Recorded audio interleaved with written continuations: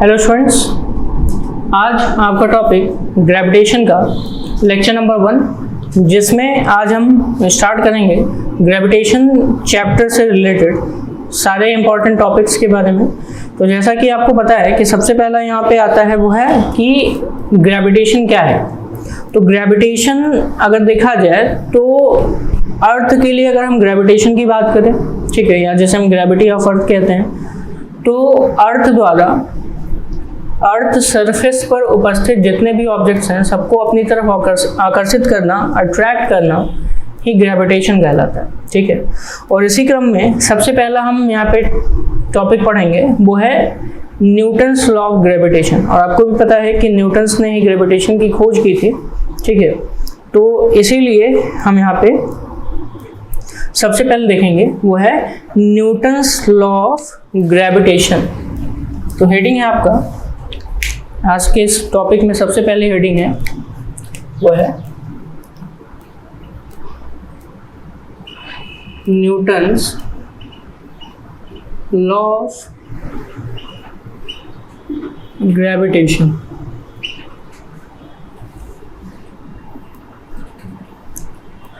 Newton's law of gravitation की अगर हम बात करें तो अकॉर्डिंग टू दिस लॉ अगर हम देखें, every body in the universe attract every other body with a force which is directly proportional to the product of their masses and inversely proportional to the square of distance between their centers। कहने का मतलब यहाँ पे ये है कि जो Newton's law of gravitation ये क्या बताता है, बहुत ही इंपॉर्टेंट है, बहुत ही सिंपल सा है, ये भी समझिएगा। सिंपल है, इंपॉर्टेंट भी है। कैसे, ध्यान से देखिए। मान लेते हैं दो बॉडीज हैं जिनका मास कुछ गिवन है। इसका मास कितना है, m1 है, इसका मास कितना है, m2 है। दोनों के सेंटर की जो बीच की दूरी है वो कितनी है, यहाँ पे वो स्मॉल r है। दोनों के सेंटर के बीच की दूरी कितनी है, स्मॉल r है, ठीक है। तो ऐसे समय में दोनों बॉडीज एक दूसरे को अपनी तरफ क्या करेंगे, आकर्षित करते हैं, ठीक है।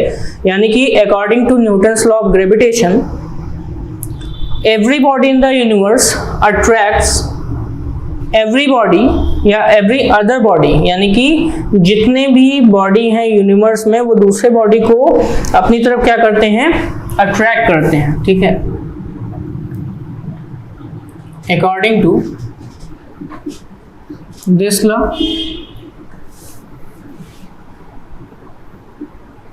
every body present in this universe attract every other body with a force, यानी कि एक फोर्स से अपनी तरफ क्या करते हैं, अट्रैक्ट करते हैं, ठीक है। अब हम इस फोर्स की बात करेंगे। दिस फोर्स, पहला ये जो फोर्स है जिसे हम F से डिनोट कर रहे हैं अभी, it will directly proportional to m1 m2, और दूसरा यहीं पे है कि F will be inversely proportional to distance का स्क्वायर, ठीक है, यानी कि square of the distance between their centres. यानी कि अगर हम देखें तो ये जो फोर्स है ये दोनों बॉडीज के मास के प्रोडक्ट के डायरेक्टली प्रोपोर्शनल है, जो पहला पॉइंट बता रहा है, और उनके बीच जो दूरी है, उनके केंद्र के बीच की जो दूरी है, सेंटर्स के बीच का जो डिस्टेंस है उसके स्क्वायर के इनवर्सली प्रोपोर्शनल है, ये बताता है। साथ ही साथ अगर हम यहाँ पे इन दोनों इक्वेशन नंबर 1 और 2 को कंबाइन कर दें तो F विल बी कुछ इस तरीके से आपको मिलेगा m1 m2 upon r square, ठीक है। और जब भी कभी ये साइन हम हटाएंगे तो इस साइन को हटाते ही हमको एक कांस्टेंट मिलेगा जिसको हम g से डिनोट करते हैं, m1 m2 upon r square. m1 m2 upon क्या है, r स्क्वायर। यहाँ पे जो g है ये क्या है, यूनिवर्सल ग्रेविटेशनल कांस्टेंट है। क्या है, यूनिवर्सल ग्रेविटेशनल कांस्टेंट है। g इक्वल टू क्या है, यूनिवर्सल ग्रेविटेशनल कांस्टेंट है, जिसे हम हिंदी में कहते हैं सार्वत्रिक गुरुत्वाकर्षण नियतांक का नाम देते हैं, और इसकी कुछ वैल्यू होती है 6.67 इंटू 10⁻11, ठीक है, न्यूटन मीटर स्क्वायर पर किलोग्राम स्क्वायर। कितना होता है? 6.67 इंटू 10⁻11 न्यूटन मीटर स्क्वायर पर किलोग्राम स्क्वायर। इसे हम क्या कहते हैं? यूनिवर्सल ग्रेविटेशनल कांस्टेंट का नाम लेते हैं, ठीक है। तो ये था जो अभी मैंने बताया गया है न्यूटन्स लॉ ऑफ ग्रेविटेशन, और जो कि आपको यहाँ पे सामने ही दिख रहा है। जनरली जो न्यूटन्स लॉ ऑफ ग्रेविटेशन है ये हमेशा मैसिव बॉडी के लिए लगता है, जिसका कुछ ना कुछ मास होता है, और हमेशा अगर किसी भी बॉडी का कुछ ना कुछ मास है तो वो उस अब दूसरे बॉडी को अपनी तरफ क्या करेगा? आकर्षित करेगा, ठीक है। ये ध्यान में रखना है आपको, ठीक है। अगर यहीं पे हम इसके वैल्यू की बात करें किसके? जी की, तो जी की वैल्यू मैंने बताई 6.67 इंटू 10⁻11 न्यूटन मीटर स्क्वायर पर किलोग्राम स्क्वायर है। सीजीएस में आप कन्वर्ट कर सकते हैं उसको, ठीक है। डायमेंशनल फार्मूला की बात करें तो डायमेंशनल फार्मूला होता है m-1l3t-2। कितना होता है इसका डायमेंशनल फार्मूला? वो होता है m-1l3t-2, m-1l3t-2। ये क्या होता है? इसका डायमेंशन फार्मूला, यानी कि बीमीय सूत्र कहलाता है, ठीक है। चलिए, तो यहाँ तक तो हमने बात कर ली किसके बारे में? न्यूटन्स लॉ ऑफ ग्रेविटेशन के अंतर्गत। इसे हम क्या कहते हैं? ग्रेविटेशनल फोर्स कहते हैं। एफ को याद रखिएगा, इसे हम क्या कहते हैं? ग्रेविटेशनल फोर्स, यानी कि गुरुत्वाकर्षण बल का नाम देते हैं। किसका नाम देते हैं? ग्रेविटेशनल फोर्स का नाम देते हैं, ठीक है। चलिए, अगर हम इसी फॉर्मूले को वेक्टर फॉर्म में लिखना चाहें तो कैसे लिखेंगे? ध्यान दीजिएगा, इसी फॉर्मूले को अगर हम किस फॉर्म में लिखना चाहें? वेक्टर फॉर्म में लिखना चाहें तो कुछ इस तरीके से हम इसको लिख सकते हैं। जैसे कि मान लेते हैं अगर हम वेक्टर F21 लिख रहे हैं, ठीक है, वेक्टर F21 लिखना चाहते हैं, ठीक है, तो ऐसे समय में इसको हम लिखेंगे माइनस में G m1 m2 माइनस में G m1 m2 upon distance रखेंगे तो डिस्टेंस में r² रखेंगे, ठीक है, और इसी के साथ साथ कैप के फॉर्म में r12, ठीक है, ऐसे रखेंगे F21, और ऐसे ही F12 लिख लेंगे अगर, तो वेक्टर F12 अगर सिमिलरली हम लिखते हैं तो यहाँ पे क्या हो जाएगा? माइनस में G m1 m2 upon r², और ये जो है ये डायरेक्शन बताएगा, r क्या लिखेंगे? 2-1 के बराबर, r कैप किसके बराबर? 2-1 के बराबर, ठीक है। r कैप को अगर आप ओपन करेंगे तो यहाँ r³ हो जाएगा, ठीक है, क्योंकि आपको पता है यूनिट वेक्टर इक्वल टू होता है वेक्टर अपॉन उसका मैग्नीट्यूड, तो यहाँ से आप यहाँ पे r³ के फॉर्म में भी इसको कन्वर्ट कर सकते हैं। और ये भी ध्यान रखिएगा कि यहाँ पे जो r12 डायरेक्शन है it will be equal to minus में r21, यानी कि एक दूसरे के कैसे हैं? अपोजिट है डायरेक्शन, ठीक है। और अपोजिट डायरेक्शन मतलब यहाँ पे क्या हो रहा है? अट्रैक्शन फोर्स अप्लाई हो रहा है। कौन सा फोर्स अप्लाई हो रहा है? अट्रैक्शन फोर्स अप्लाई हो रहा है। और ये भी ध्यान रखिएगा कि जब भी कभी अट्रैक्शन फोर्स होता है तो वेक्टर फॉर्म में माइनस साइन लगाते हैं, तो यानी कि vector F12 is equal to minus vector F21। तो हमेशा याद रखिए कि जो ग्रेविटेशनल फोर्स होता है वो कैसा होता है? Attractive in nature. कैसा होता है? अट्रैक्टिव इन नेचर, यानी कि ये बॉडी इसके द्वारा खींची जा रही होगी तो इस पे भी कोई फोर्स लग रहा होगा, एक फोर्स इस पे भी लग रहा होगा, ठीक है, और दोनों एक दूसरे की तरफ है, यानी कि अट्रैक्टिव फोर्स यहाँ पे लग रहा है, ठीक है। चलिए नेक्स्ट हम बात करें तो जैसा कि वैल्यू ऑफ जी के बारे में हमने बताया, इसकी वैल्यू कितनी है? 6.67 10⁻11 न्यूटन मीटर स्क्वायर पर किलोग्राम स्क्वायर है। जी की जो वैल्यू है इसको हम क्या नाम देते हैं? जैसे हम नाम क्या देते हैं? यूनिवर्सल ग्रेविटेशनल कांस्टेंट, ठीक है। यूनिवर्सल का मतलब जो हर जगह अप्लाई होता है, सार्वत्रिक वर्ड यहाँ पे यूज करते हैं। तो जो जी की वैल्यू है वो किन किन चीजों पर डिपेंड नहीं करती? Does not depend upon the nature and size of the bodies, बहुत ही इंपॉर्टेंट पॉइंट है। Value of capital G does not depend upon the does not depend upon the nature and size of the bodies. Nature and size of the bodies. ठीक है, ये हो गया. इसी के साथ साथ G की वैल्यू कुछ चीज़ों पे और भी डिपेंड नहीं करती, जैसे कि nature of medium between the two bodies also does not depend upon nature of the medium between the two bodies. Nature of the medium between two bodies. ठीक है, यानी कि मीडियम के जो दोनों बॉडीज के बीच में जो मीडियम है उस पर भी डिपेंड नहीं करता है.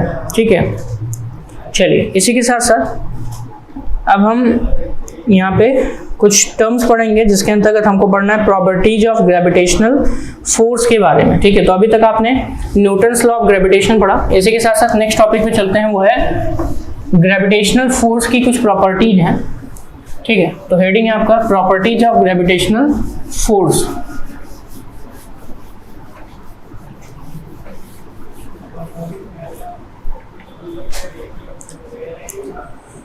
Properties of gravitational force.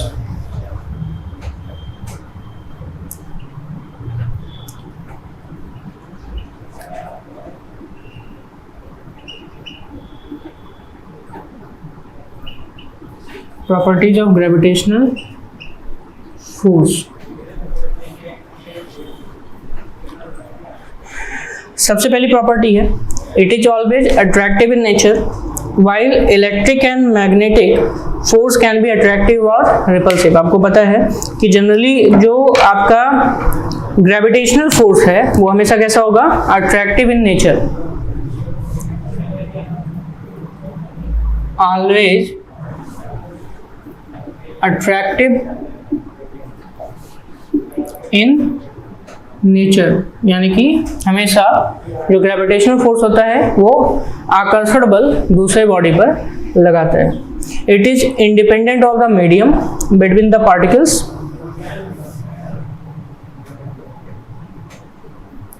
Independent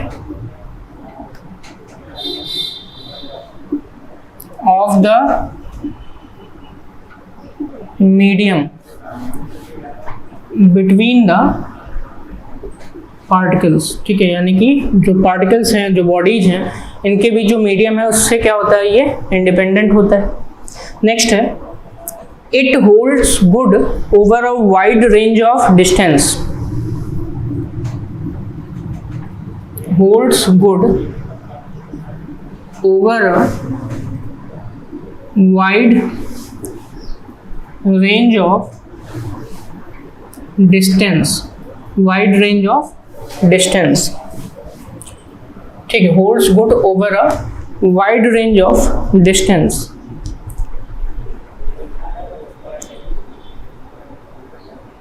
ठीक है, इसी के साथ साथ ये आपका इंटर एटॉमिक डिस्टेंस और इंटर प्लानिटरी डिस्टेंस के रेंज में भी क्या होता है, ट्रू पाया जाता है. ठीक है, यानी कि दो एटम्स के बीच में और साथ ही साथ दो प्लैनेट के बीच में इसको हम क्या कर सकते हैं, होल्ड्स कर सकते हैं. यानी कि यहाँ पे लिखा है होल्ड्स गुड, यानी कि अच्छे से ये रिस्पॉन्स देता है.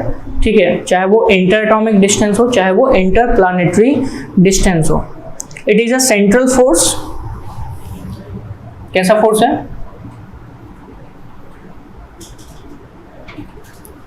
सेंट्रल फोर्स क्यों कहते हैं हम लोग, केंद्रीय बल क्यों कहते हैं, क्योंकि दोनों बॉडी को मिलाने वाले लाइन के अलोंग अप्लाई होता है. जैसे कि ये बॉडी हो गई और ये बॉडी हो गई, इसके सेंटर और सेंटर को अगर हम मिला दें तो जो फोर्स लगता है, जैसे इससे इस पर जो फोर्स लग रहा है अट्रैक्टिव, वो भी इसी लाइन के अकॉर्डिंग होगा, और जो इसके द्वारा इस पर जो ग्रेविटेशनल फोर्स लगेगा वो भी इसी लाइन के अकॉर्डिंग ही होगा. तो इसलिए हम इसको क्या कहते हैं, सेंट्रल फोर्स का नाम लेते हैं. तो it is a central force.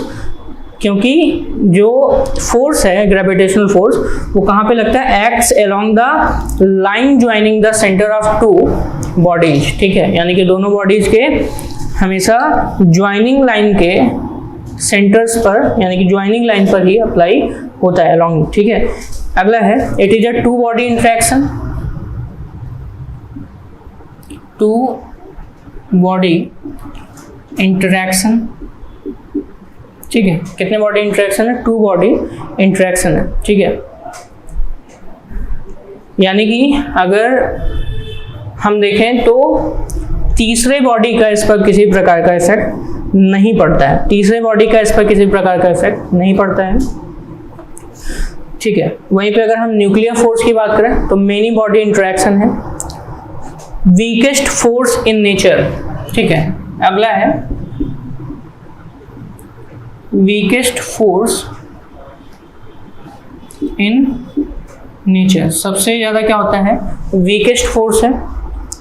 Weakest force in nature कहने का मतलब क्यों है, क्योंकि सबसे ज्यादा अगर हम देखें तो फोर्स किसका होता है, न्यूक्लियर, न्यूक्लियर के बाद फिर है सबसे ज्यादा उससे न्यूक्लियर फोर्स से कम फोर्स किसका होता है, वो है इलेक्ट्रोमैग्नेटिक, इलेक्ट्रोमैग्नेटिक, और सबसे कम है वो है आपका किसका, यहाँ पे ग्रेविटेशनल का, सबसे कम है वो है ग्रेविटेशनल का। तो इसीलिए हम इसको क्या कहते हैं, वीक फोर्स का नाम देते हैं। तो वीकेस्ट फोर्स इन नेचर, ये ऑर्डर है, इस ऑर्डर को याद रखिएगा, ठीक है। इसी के साथ साथ अगर हम देखें the ratio of gravitational force to electrostatic force,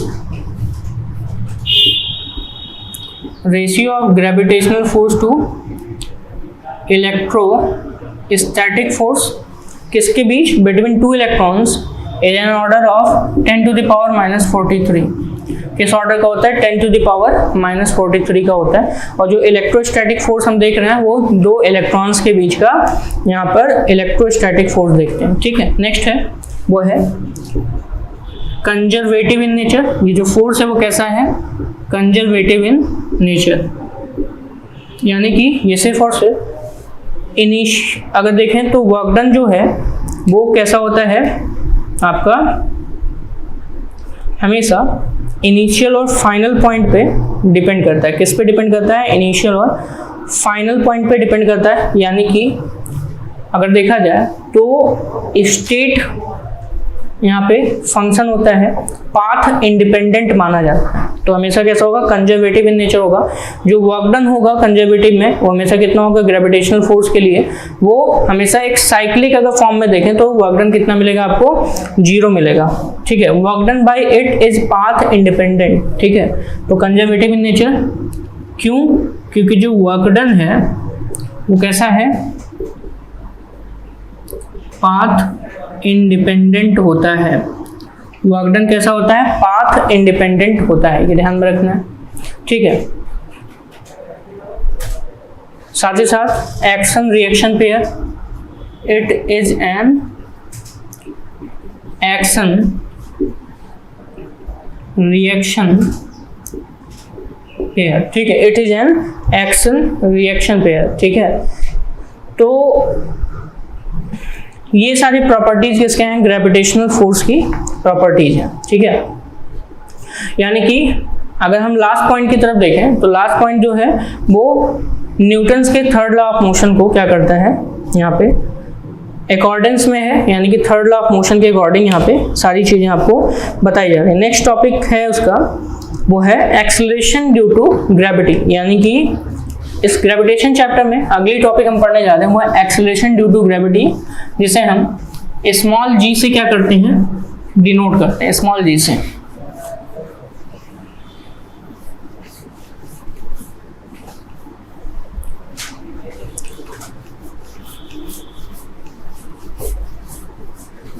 next topic आपका है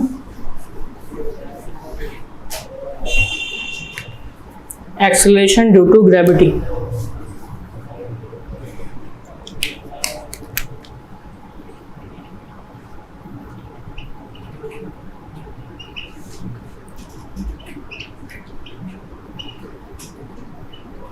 ठीक है। Acceleration due to gravity can present, suppose that अगर हम एक्सेलरेशन ड्यू टू ग्रेविटी की बात करें तो उससे पहले हमको ग्रेविटी के बारे में पता होना चाहिए कि what is gravity. The force of attraction exerted by the earth on a body is called gravitational pulls और gravity इसको कहते हैं, ठीक है। यानी कि इसे हम कहते हैं the force of attraction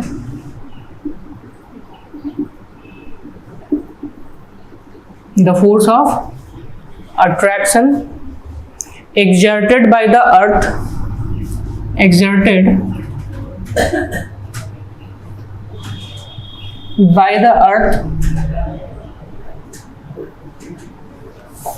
on the body is known as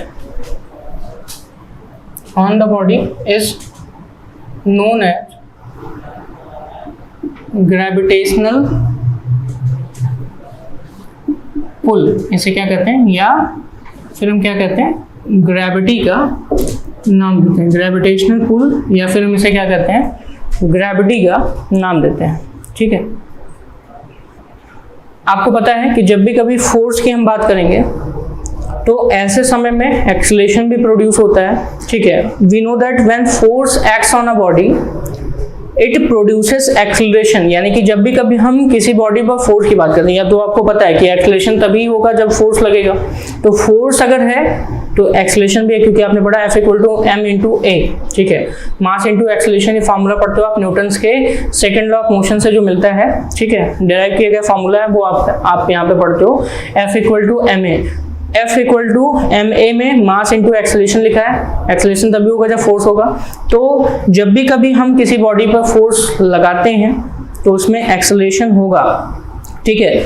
और इसीलिए अगर हम यहाँ पे देखें तो अर्थ भी अगर किसी बॉडी पे फोर्स लगाती है तो उसमें भी एक्सेलरेशन होगा, और उस एक्सेलरेशन को हम कहते हैं एक्सेलरेशन ड्यू टू ग्रेविटी, ठीक है, एक्सेलरेशन ड्यू टू ग्रेविटी, ठीक है।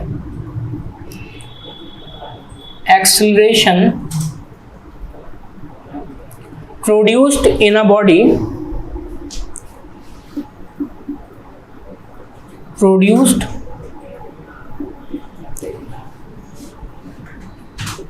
in the motion of a body, acceleration produced in the motion of a body under the effect of gravity, under the effect of gravity,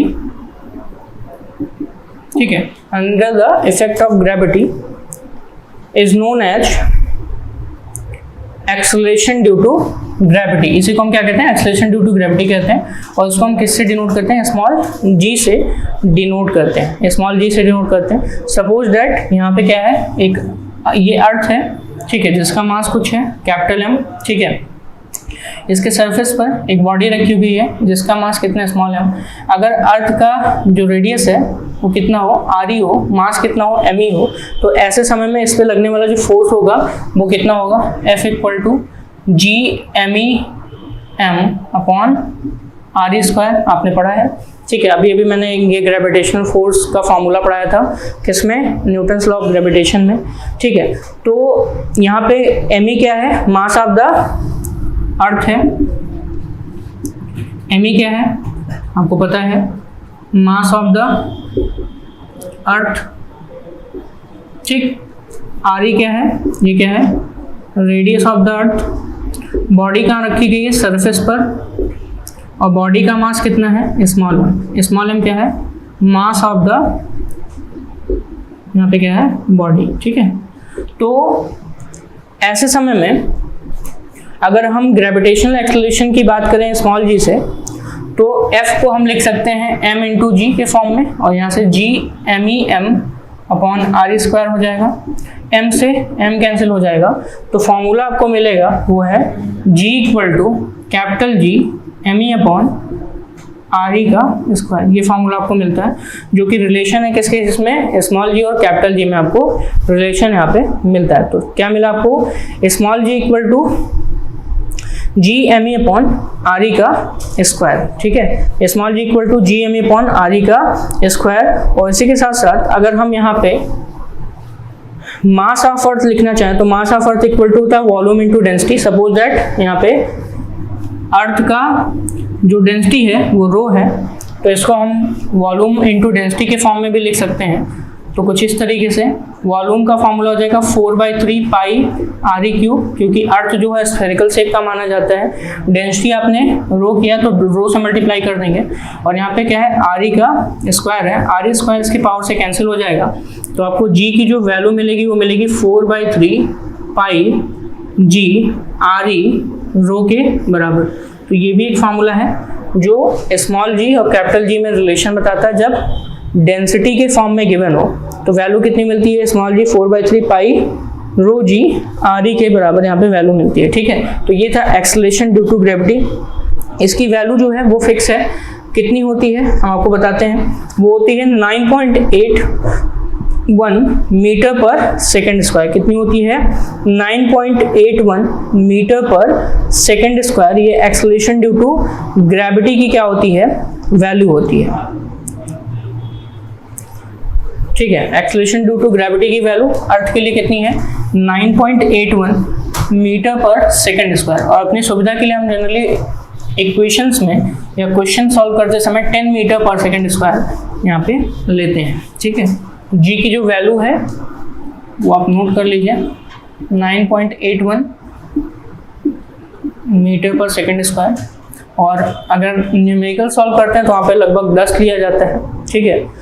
dimensional formula LT-2 आपको पता है, ये एक vector quantity है, ये भी आपको बता देते हैं, क्योंकि एक्सेलरेशन जो है वो कैसी क्वांटिटी होती है, वेक्टर क्वांटिटी होती है, ठीक है। इसको सेंटीमीटर में लिखना हो तो 981 सेंटीमीटर पर सेकेंड या फिर 32 फीट पर सेकेंड ऐसे भी लिख सकते हो, ठीक है।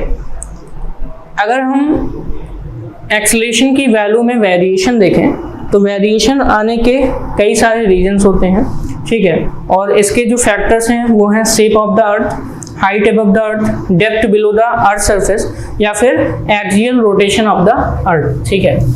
तो चलिए अगला हम यहाँ पे पढ़ने जा रहे हैं, वो है वेरिएशन इन जी, यानी कि ग्रेविटेशनल जो एक्सेलरेशन है, या जैसे एक्सेलरेशन ड्यू टू ग्रेविटी भी कहते हैं, इसमें जो वेरिएशन आता है वो किन कारणों से आता है। हेडिंग है वेरिएशन इन स्मॉल जी, ठीक है। इसके लिए कुछ फैक्टर्स हैं, फैक्टर्स कौन कौन से हैं। पहला वो है shape of the earth, shape of the अर्थ का जो शेप है उसके हिसाब से। दूसरा अगर हम देखें तो वो है height above the earth surface. अगर हम किसी बॉडी को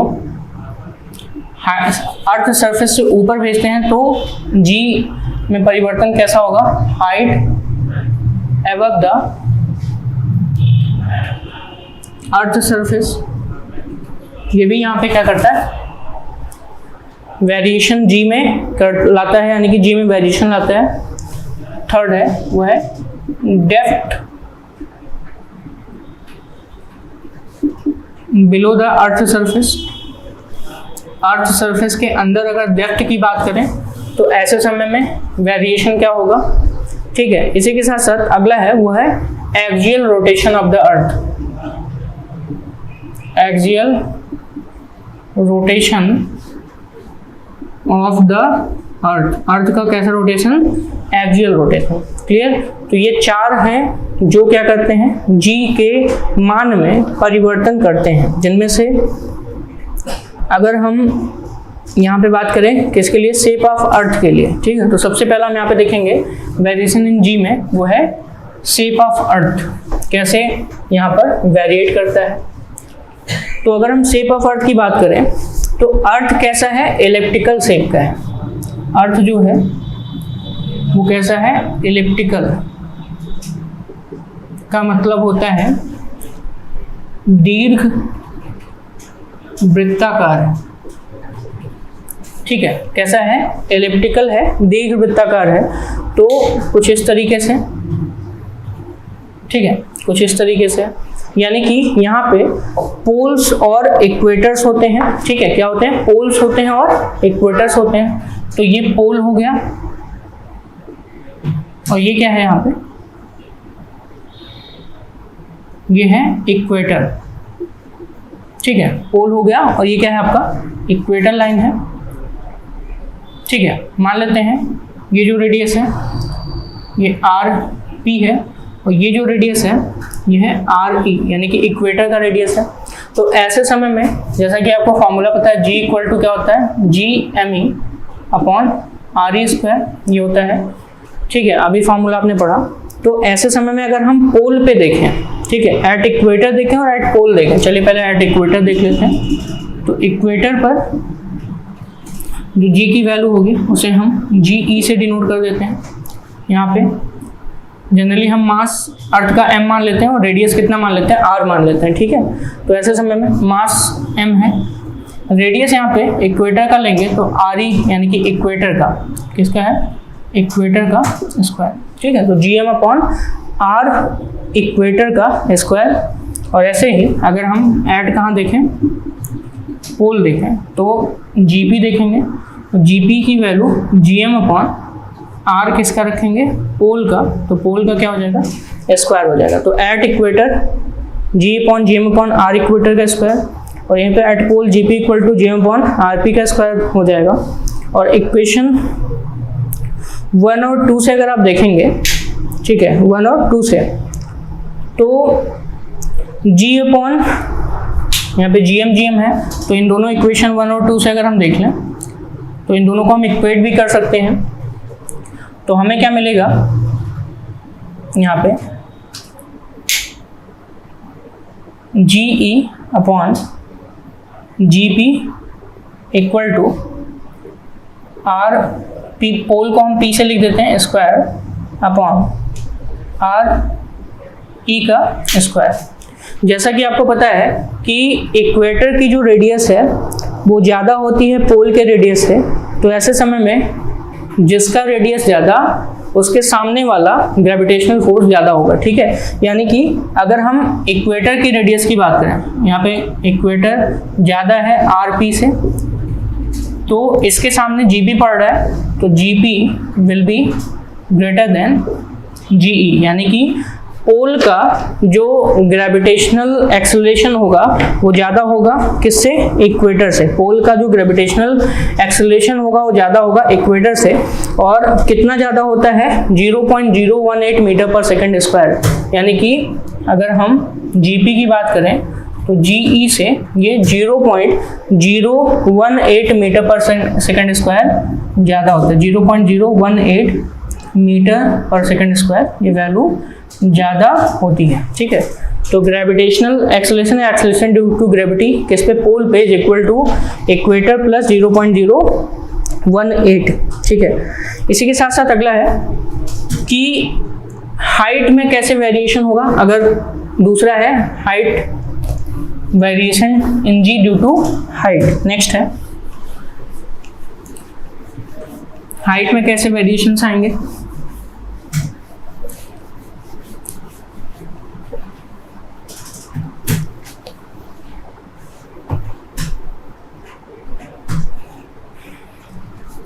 दूसरा है ड्यू टू हाइट, ठीक है, ड्यू टू हाइट।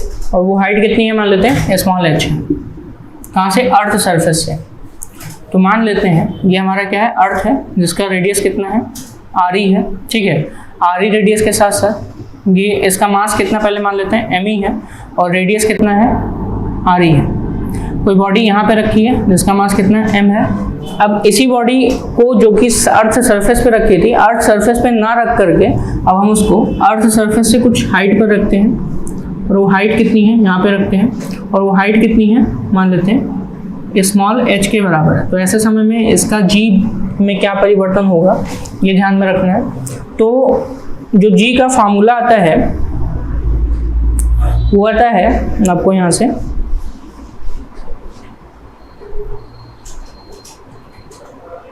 ठीक है, वो आता है आपका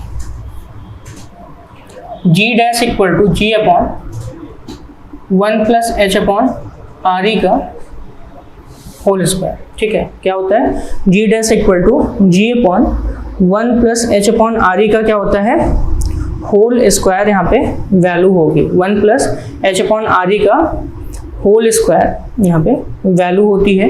ये किसकी वैल्यू, यहाँ पे जी डैश की वैल्यू है। ऐसी को हम इस फॉर्म में भी लिख सकते हैं, G dash equal to G, ठीक है, इसको हम लिख सकते हैं R E plus H upon या R E upon R E plus H के फॉर्म में, इन फॉर्म ऑफ स्क्वायर। इसको मैंने नीचे ले गए थे, तो नीचे ले जाने पे ये आर ई हमने क्या कर दिया था, नीचे कर दिया था, बाकी पोर्शन हमने ऊपर कर दिया था। तो are E plus H upon R E के फॉर्म में था, जिसको मैंने 1 plus H upon R E के फॉर्म में लिखा था।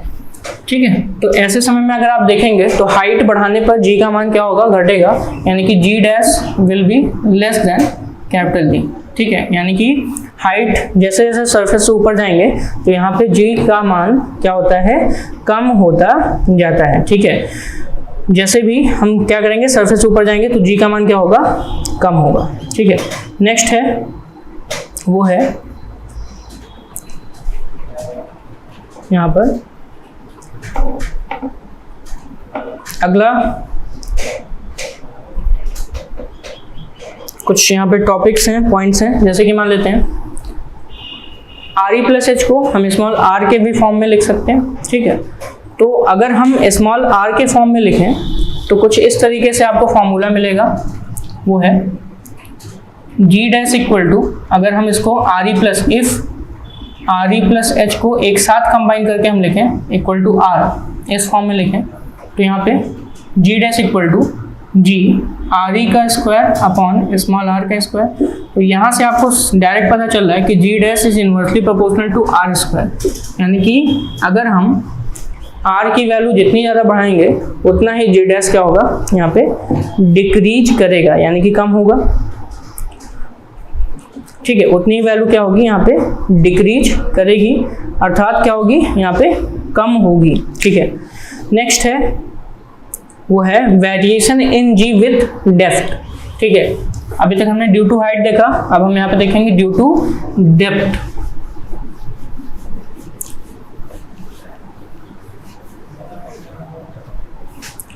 थर्ड है, और वो है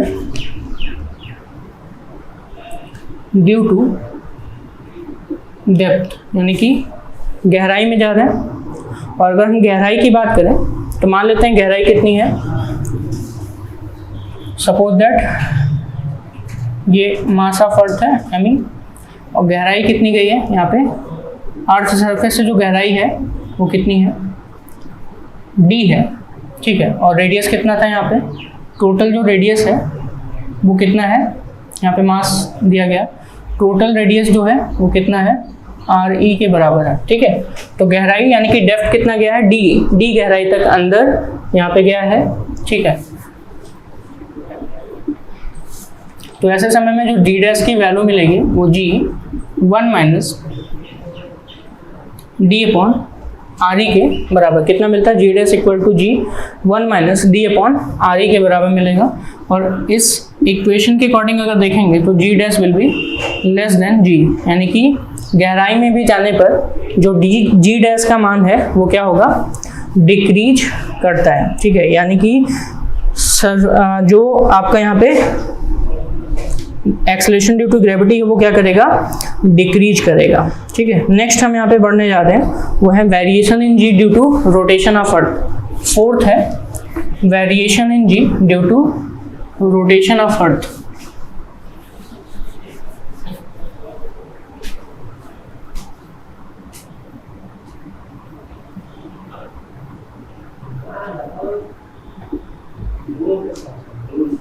due to rotation of earth. अगर हम रोटेशन ऑफ अर्थ की बात करें तो इसके बेसिस पर जो जी डैश में यहाँ पे चेंजेज आते हैं वो क्या है, G dash equal to G minus omega square R cos square lambda कितना है minus omega square R cos square lambda, ये रिलेशन है।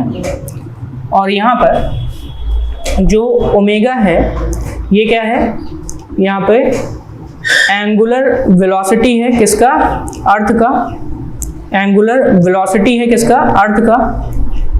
साथ ही साथ जो लेमडा है ये क्या है आपका, लैटिट्यूड है किसी पॉइंट पर, जैसे एंगल के फॉर्म में लिखते हैं, किस फॉर्म में लिखते हैं, एंगल के फॉर्म में। लेमडा क्या है, एंगल है, ठीक है, एंगल ऑफ, इसको हम लिख सकते हैं लैटिट्यूड, ठीक है। ओमेगा को क्या लिखते हैं, एंगुलर वेलोसिटी किसका है, अर्थ का। इसको आर की जगह हम आर ई भी कर सकते हैं, आर ई का मतलब रेडियस ऑफ अर्थ है। तो ऐसे समय में भी अगर जी डैश की वैल्यू आप देखेंगे तो यहाँ पे क्या हो रहा है, पोल पर जी के बराबर होगा, इक्वेटर पर कम हो जाएगा, यानी कि इक्वेटर पर जब भी कभी हम देखेंगे तो, या फिर पोल पे हम देखेंगे तो पोल पर यहाँ पे रोटेशन का कोई भी इफेक्ट नहीं पड़ता है, ठीक है। लेकिन यहीं पे इक्वेटर पर देखेंगे तो इक्वेटर पर बहुत ही ज़्यादा इफेक्ट यहाँ पे पड़ता है, ठीक है। अगर हम पोल के लिए देखें, फॉर पोल, और फिर हम देखेंगे फॉर इक्वेटर। पहली बात तो पोल और इक्वेटर के लिए यहाँ पे कुछ वैल्यूज होंगी लेमडा की, वो वैल्यू कितनी है, पोल पर अगर हम देखें तो लेमडा इक्वल टू कितना होता है, 90 degree. Lambda equal to for pole, lambda equal to क्या है, 90 डिग्री। और यहाँ पे लेमडा इक्वल टू कितना रखेंगे, 0 डिग्री। पोल के लिए अगर आप देखेंगे तो जी डैश इक्वल टू कितना मिलेगा, जी यहाँ पे, यानी कि no effect, rotation of earth का यहाँ पे किसी प्रकार का इफेक्ट नहीं पड़ेगा क्योंकि जी वही रहेगा। लेकिन अगर हम इक्वेटर पर देखें तो जी डैश इक्वल टू जी, क्योंकि कॉस यहाँ पे 0 हो जाएगा, कॉस 0 की वैल्यू 1 होती है, ओमेगा स्क्वायर आर, यानी कि जी में से ओमेगा स्क्वायर आर कम हो जाएगा, तो यहाँ पे इफेक्ट पड़ेगा। और ऐसे समय में जो जी की वैल्यू है वो क्या हो जाती है, डिक्रीज करती है। जी की वैल्यू क्या करती है, डिक्रीज करती है। क्लियर। तो ये तो बात हो गई यहाँ पे किसके बारे में, यहाँ पे रोटेशनल ऑफ अर्थ के बारे में। यहाँ पे आपको हमने बताया एक्सेलरेशन ड्यू टू ग्रेविटी के बारे में बताया, यानी कि एलिप्टिकल शेप और एक्सेलरेशन ड्यू टू ग्रेविटी के कारण अगर कंबाइन इफेक्ट देखा जाए तो पोल और इक्वेटर पे ऐसे आता है, यानी कि GP is equal to GE plus 0.052, यहाँ पे कितना हो जाता है 0.052 मीटर पर सेकेंड स्क्वायर। और ये जो अभी जस्ट इक्वेशन बता रहा हूँ क्यों, किसके कारण है, नंबर 1 और नंबर 4 के कारण, दोनों का कंबाइंड इफेक्ट है। और इससे पहले जब मैंने 0.018 लिखवाया था तो वो था किसके लिए, सिर्फ और सिर्फ नंबर 1। नंबर 1 क्या था याद करिए, नंबर 1 था शेप ऑफ अर्थ, और जिसमें एलिप्टिकल शेप के कारण पोल और इक्वेटर पे अगर देखा जाए तो पोल का ज़्यादा मिल रहा था, ठीक है। लेकिन अगर हम कंबाइन इफेक्ट देखें due to shape of earth and due to rotation of its axis, यानी कि अर्थ के खुद के एक्सिस पर रोटेशन के कारण अगर देखें तो उसका कंबाइन इफेक्ट आपको 0.052 मिलेगा, ठीक है। खुद शेप के कारण 0.018 पोल पे ज़्यादा था, और अगर हम किसके नंबर इसके लिए देखें, इसके लिए ज़्यादा कितना था 0.018, और इसके लिए अगर हम देखें तो यानी कि नंबर 4, यानी कि due to rotation of earth कितना ज़्यादा है पोल पे, वो है 0.034। और इन दोनों को कंबाइन करते हैं तो 0.052 इतना ज़्यादा कंबाइन इफेक्ट मिलता है, जो कि मैंने यहाँ पे ऐड कर दिया है, ठीक है। और इसी के थ्रू यहाँ पे आपको ये वेरिएशन के बारे में हमने कंप्लीटली आपको बता दिया, ठीक है। इसके आगे का लेक्चर हम आपको नेक्स्ट वीडियो में देंगे। Thank you so much.